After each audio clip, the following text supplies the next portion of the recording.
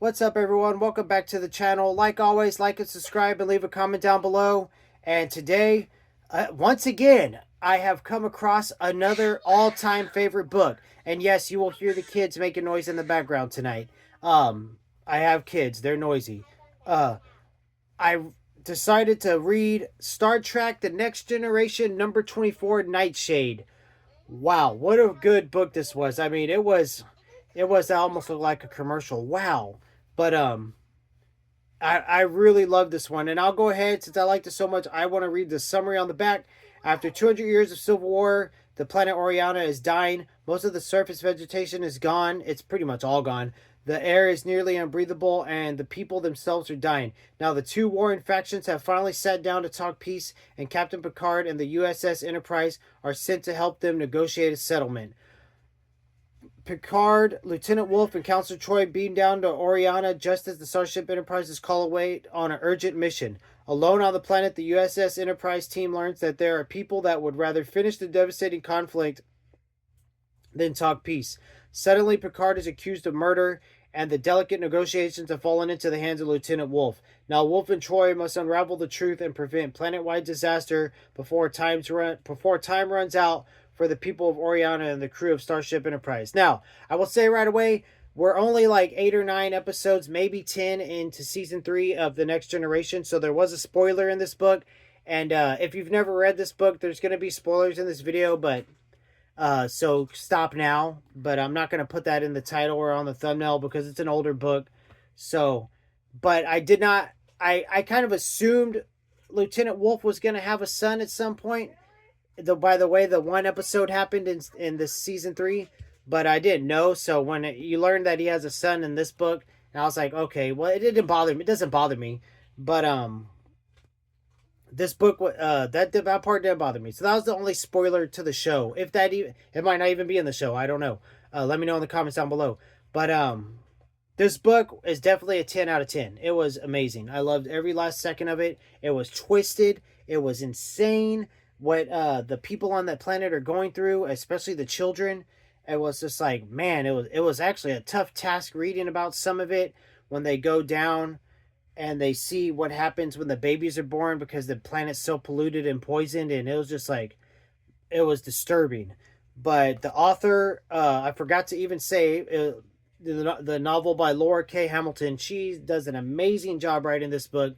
And majority of the book, you're following Wolf and Troy, a little bit of Picard throughout the beginning, as they're trying to figure out who actually, General gets murdered during the peace negotiations, and they pin the blame on 3 of these other people from the Earth. There's like 2 factions warring, and then there's a third faction that they both hate collectively, so they blame Picard, and 3 of those people are called the Greens. And so when that happened, then later on, Wolf and Troy uncover, like, it was a poison in this cup of tea that poisoned the general that died, and they were able to track, like, basically names of the people who touched the cup. So right there, you can almost, you know who the killer was right then and there. The end of the book's predicted for you. So if you can't deal with that, you probably won't like the book that much. I didn't care. I wanted to keep reading, see how things were going to unfold. And then later in the book, you jump to Geordi and Dr. Crusher as they're on the ship that urgently called them away, trying to fix their ship, which is the engines of, it's organic material. It's not like metal and stuff. So they have to go through all this crazy stuff to talk to the ship, basically, and try to heal it. And it's interesting how that ties into the planet Oriana and stuff like that, which it's all, everything really concludes like the last 16 pages. It just smashes together, and I really enjoy that. I like when the ending just flies into it and it's not stretched out over a couple of 100 pages. But the emotional aspects of the book are super high. Like, Troy does a good job. You feel everything she's feeling, and she feels crazy on this planet because, you know, hundreds of years prior, the planet was full of empaths like the Betazoids. And so she's feeling all that, and the people themselves don't even know it. And then you're following Lieutenant Worf as he's trying to, like, take on this ambassador role and not be his usual Klingon self, where everything's you need to be punched in the mouth right away, and it's all about his honor. So he's dealing with all that, and it's he's losing his mind basically. There's a great scene towards the end of the book where Troy and Worf go with some of the one of the factions of the planet down to the Greens layer, like basically under the earth, and they see like all the beauty because the Greens they figured out how to save their planet. I said Earth, but it's the planet Oriana. How to save their planet and basically restart it, and so they're living in like a sanctuary beneath the surface, and all the plants and vegetation and all the green, and Troy and one of the other or Orianans, I can't remember how to say it. They're just totally taken aback by it, and they're crying, and it's beautiful, and she feels all the emotions. But the best part in the scene is Lieutenant Worf is sitting there, and he's talking to the remaining leader of the Greens, because the other three are they're in prison waiting to be tortured with Picard, and Lieutenant Worf sitting there talking to them, and all the children, they're not shy. These kids are healthy because the Greens have figured out how to give birth to healthy babies. And I should mention that the babies born above surface 99% of the time are deformed or born without faces or die as soon as they're born. It's just super traumatic, super chaos. It's insane. But Lieutenant Worf's sitting there, and all these kids, they're not scared of him at all. He's like growling at them, and they're climbing on him, rubbing his head, and he's having to deal with that.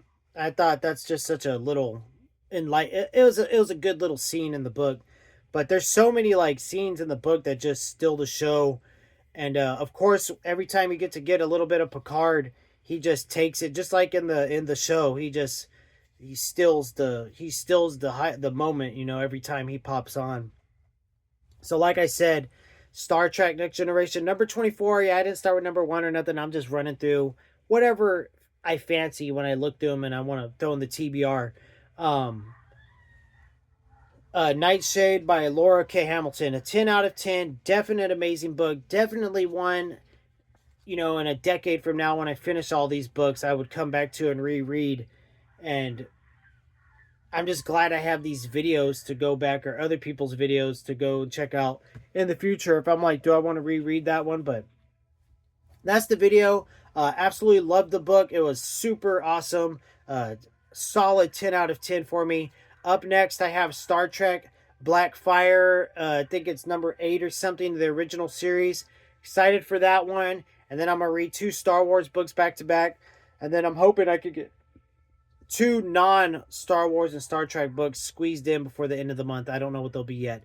But my reading slowed down. I didn't read as much as I thought, like on my December TBR, because we have been binge watching Star Trek The Next Generation and a little bit of the original series. So we'll see what happens. That's the video today, guys. Like and subscribe. Leave a comment down below. Later.